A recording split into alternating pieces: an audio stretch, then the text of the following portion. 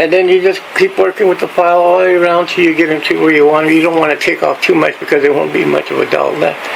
So you just take off a little bit from the back and then get some good sandpaper and start sanding it down and finding it around. It takes a while to do that, to sand it. You got to sand it pretty good. Because it's real coarse and it takes a lot of paint water, you have to use a primer, which we use. It's called a thuma, which is a white clay.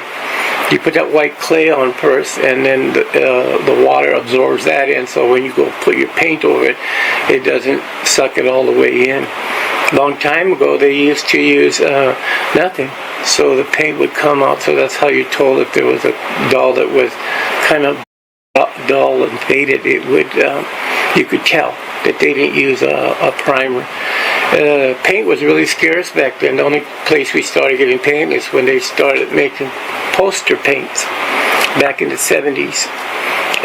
But before that, we used our own paint, our own pigments. We take the stones and grind them up and make paint out of it, put water in it and different stuff, different plants, berries and stuff like that would make colors, and some of the stones we used would make red, and so we made our own pigments, our own paints, and those are the real rare dolls. If you can find one that's made its own pigments, it's just, it would be, sometimes it'd be a real bright color, bright blue, which you get from turquoise and some other stones that you put in there, and some berries and stuff like that to make that paint, and they were really bright. And some of the real rare kind of oddball where back in the 70s, they used house paint. When we could get house paint, we would use house paint to paint them with, and you could tell house paint, you know. So that's how you kind of tell what these dolls are, where they came from, what kind of paint they used, and if they made their own pigment paint. Those are the real rare to get pigment paint, your own pigment paints and stuff. Back then they made your own paintbrushes out of horsetail. With the horsetail, and dip it in water and let it sit for a little while and keep messing, put it in your tongue and twirl it around till it started getting the way you want it. And then to cut the ends off and then tie it to a little stick with some sinew, and that's how we would make our own paintbrushes. That was way back when we didn't have the stuff, you know, that even in the 80s that we had.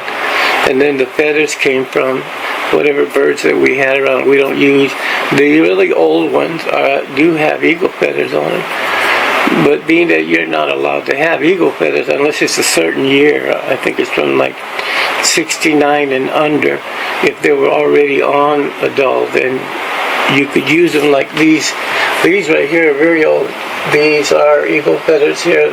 These are back from probably the 1900s, a long time ago, with wars and battles that they had, and all the arrows and the flag. Even we took that flag from soldiers, you know, in a battle. It's been sitting up tight up there for many moons.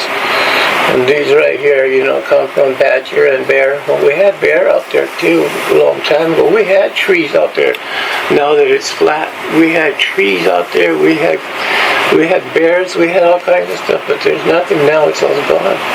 You know, we don't have no trees around us at all. Hardly. There was cottonwood trees at one time.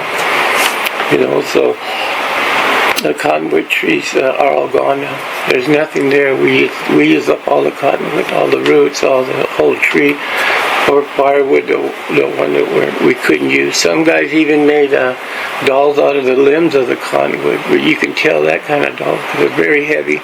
It's a very heavy doll, you know, not like these that are really light. So I'm going to get some other stuff here, and then we're going to do some more, so I'll come back in just a little bit.